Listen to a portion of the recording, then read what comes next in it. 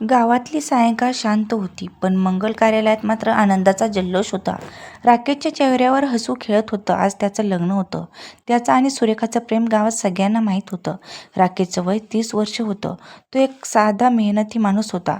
गावातल्या छोट्या दुकानातून तो आपलं कुटुंब सांभाळण्याचा, पण त्याच्या मनात मोठी स्वप्नं होती.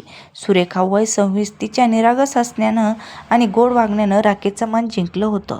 गावातल्या शाळेत मुलांना शिकवायची आणि तिच्या प्रेमळ स्वभावामुळे सगळ्यांची लाडकी होती. मंगल कार्यालय फुलांनी सजलं होतं. मोगऱ्याचा सुगंध हवेत पसरला होता आणि मंगलाष्टकाची तयारी जोरात सुरू होती. राकेशची छोटी बहीण माही, वय 22, ती लग्नाच्या तयारीत रमली होती. तिच्या हातातल्या बांगड्यांचा खळखळाट आणि तिचं हसणं मंडपात रंग भरत होतं. माही राकेशची लाडकी बहीण होती.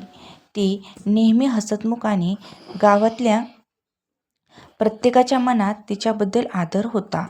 माही आणि सुरेखाची मैत्री खूप छान जमली होती. ती सुरेखाला वहिनी म्हणून मनापासून स्वीकारायची, पण दोघी एकमेकींशी मनमोकळ्या गप्पा मारायच्या. माही मंडपात फुलं रचत होती. तिच्या चेहऱ्यावरचा उत्साह कोणाच्याही मनात भुरळ घालणारा होता. पण या आनंदाच्या क्षणात एक भयंकर संकट लपलेलं होतं. मंगलाष्टक सुरू होण्यापूर्वीच गोंधळ उडाला. सुरेखाची आई शांता काकू, वय 50, मंडपात रागाने धडधडत आल्या. त्यांचा चेहरा क्रोधाने लाल झाला होता आणि त्यांनी थेट माहीकडे बोट दाखवत ओरडायला सुरुवात केली. ही मुलगी, ही माही याने आमच्या घराची इज्जत मातीत मिळवली. सगळे उपस्थित थक्क झाले. राकेशला धक्का बसला. त्याने शांता काकूंना शांतपणे विचारलं, काकू काय झालं? असं काय केलं माहीने? शांता काकूंनी रागाने काही पत्र हवेत उधळली. ही पत्र बघा, तुमच्या बहिणीने माझ्या मुलाला दिलीपला प्रेमाची पत्र लिहिली आणि त्याच्याशी गुपचूप भेटायचं ठरलं. ही मुलगी खोटी आहे, लबाड आहे. मंडपात सन्नाटा पसरला. माहीच्या डोळ्यात अश्रू तरळले. ती काहीच बोलली नाही, फक्त तिथेच उभी राहिली, मान खाली घालून. राकेशचा राग अनावर झाला. त्याने माहीकडे पाहिलं आणि विचारलं, माही हे खरं आहे की? माहीने डोळे पुसत फक्त नकारार्थी मान हलवली आणि शांता काकूने पुन्हा ओरडायला सुरुवात केली. खोटं बोलते, माझ्या दिलीपने सगळं सांगितले. हिने त्याला भेटायला बोलवलं आणि आता त्याच्या घराची बदनामी करते. सुरेखाचा भाऊ दिलीप मंडपात उभा होता, पण त्याने डोळे खाली घातले होते. त्याच्या चेहऱ्यावर एक विचित्र हास्य होतं, जणू तो काहीतरी लपवत होता.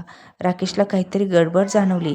त्याच्या बहिणीवर असा घिणवणा आरोप, माही जी नेहमी सत्य आणि प्रामाणिकपणासाठी ओळखली जायची, ती असं कसं करेल?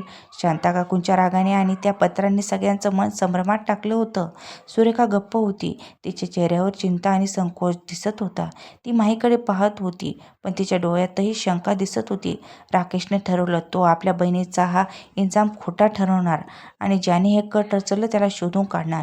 लग्न थांबवलं. मंडपातला आनंद मातमात बदलला. राकेशने माही घरी नेलं. माही रडत होती, पण ती काहीच बोलत नव्हती. राकेशला तिच्या मौनातून तिची निरागसता जाणवत होती, पण त्याला पुरावे हवे होते.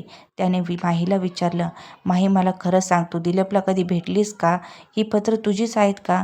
माहीने डोळे पुसत, दादा, मी कधीच दिलीपला अशी पत्र लिहिली नाहीत. मी त्याला फक्त वहिनीच्या लग्नासाठी भेटले होते, जेव्हा तो मला मंडपाच्या सजावटीबद्दल सांगायला आला होता, पण ही पत्र मला काहीच माहीत नाही. माहीच्या आवाजात एक भीती होती. ती काहीतरी लपवत असल्यासारखी वाटत होती.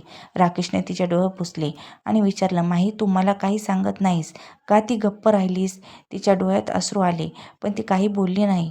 राकेशच्या मनात शंका निर्माण झाली. माहीच्या भूतकाळात काहीतरी आहे जे ती लपविते, पण आता त्याला प्रथम त्या पत्राचं सत्य शोधायचं होतं. त्याने ती पत्र उचलली आणि बारकाईने पाहिली.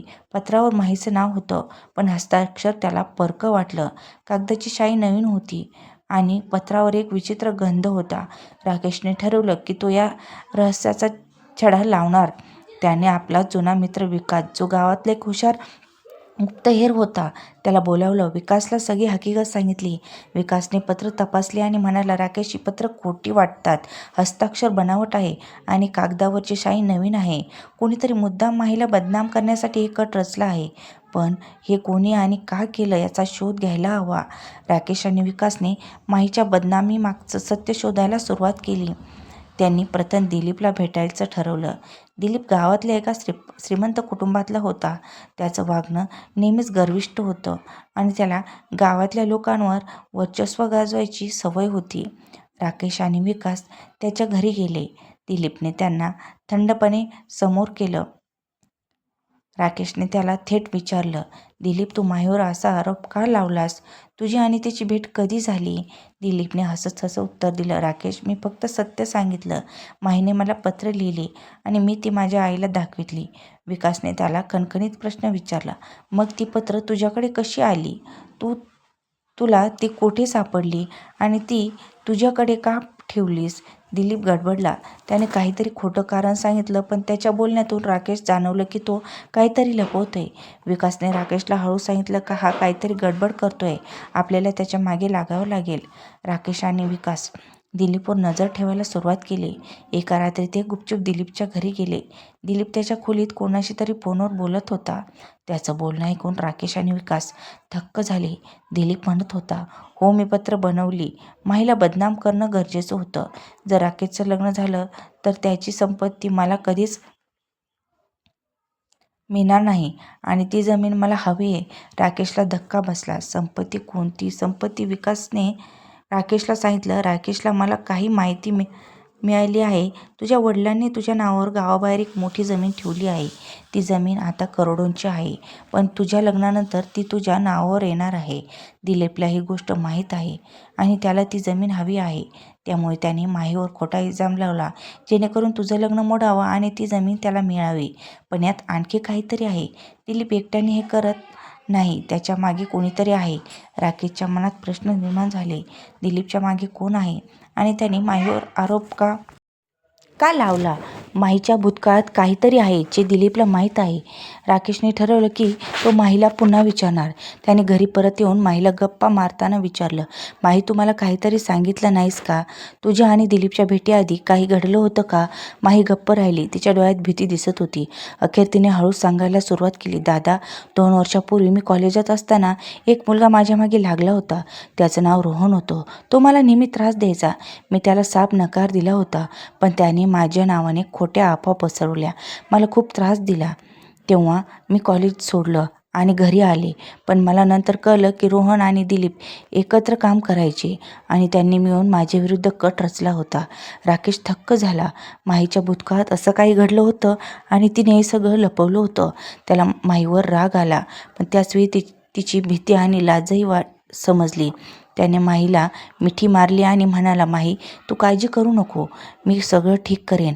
पण तू मला आधी का नाही सांगितलं? माही रडत म्हणाली, दादा, मला वाटलं हे सगळं विसरून जाईल, पण दिलीपने पुन्हा माझं नाव खराब केलं. राकेशने ठरवलं होतं की तो दिलीप आणि रोहन दोघांना धडा शिकवणार, पण यासाठी त्यांना अधिक पुरावे हवे होते. विकासने सांगितलं की दिलीप आणि रोहन गावाबाहेर एका जुन्या वाड्यात भेटतात. तिथे ते त्यांच्या कटाची योजना आखतात. राकेश आणि विकासने त्या वाड्यामागे जायचं ठरवलं. रात्री अंधारात ते दोघे वाड्याजवळ पोचले. वाडा जीर्ण झाला होता आणि त्यांच्या भीतीवर काळोख पसरला होता. राकेशच्या मनात धडकी भरली, पण त्याने हिंमत ठेवली. ते वाड्याच्या आत गेले. तिथे दिलीप आणि रोहन एका खोलीत बोलत होते.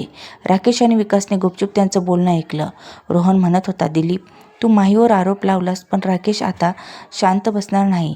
आपल्याला त्याला थांबावं लागेल, नाहीतर तो आपल्यापर्यंत पोहोचेल. दिलीप हसला आणि म्हणाला, काळजी करू नको, मी राकेशला कायमचा गप्प करेन आणि ती जमीन माझीच होईल. राकेशला राग अनावर झाला. त्याला आज समजलं की दिलीप फक्त जमिनीसाठी नाही, तर माहीच्या भूतकाळातल्या त्या अफवांना पुन्हा जिवंत करून तिला पूर्णपणे नष्ट करण्याचा विचार करतोय. राकेश आणि विकासने तिथून निघण्याचं ठरवलं, पण त्यांचा पाय खाली पडलेल्या लाकडावर पडला आणि आवाज झाला.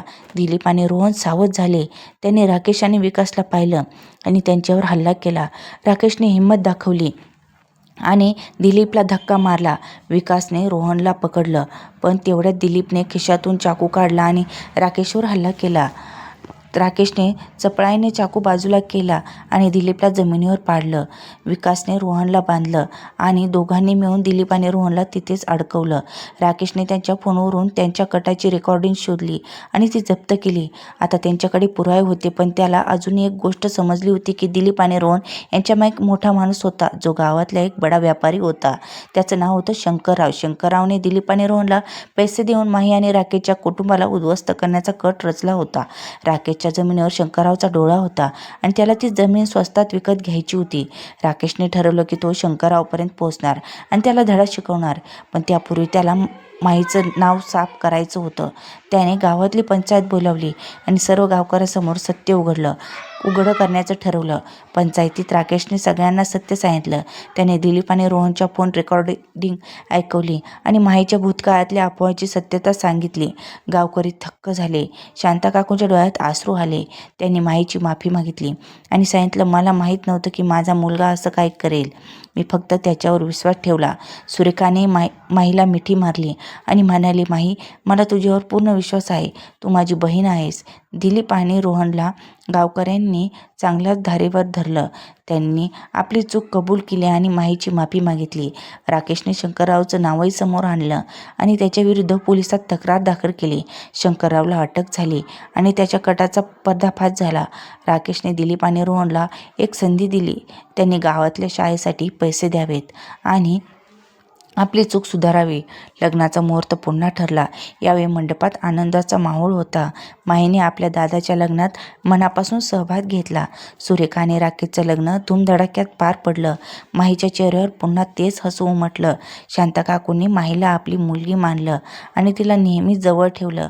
माहीने आपल्या भूतकाळातल्या भीतीवर मात केली आणि तिने आपलं शिक्षण पूर्ण करून सुरू केलं. ती गावातल्या मुलींसाठी एक छोटी शाळा सुरू करणार होती. राकेश आणि सुरेखा सुखी संसार करत होते आणि त्यांनी माहीला नेहमी साथ दिली. ही कहाणी फक्त राकेश आणि सुरेखाच्या प्रेमाची नाही, तर माहीच्या धैर्याची आणि राकेशच्या विश्वासाची आहे. जेव्हा माणुसकी आणि सत्य एकत्र येतात तेव्हा कोणताही अडथळा मोठा नसतो.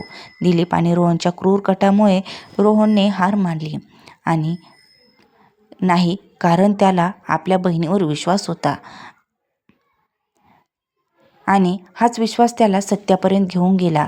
गावात आता राकेशच्या साहसाची आणि माहीच्या निरागसतेची चर्चा होती आणि त्यांच्या कुटुंबाने गावात एक नवीन आदर्श निर्माण केला.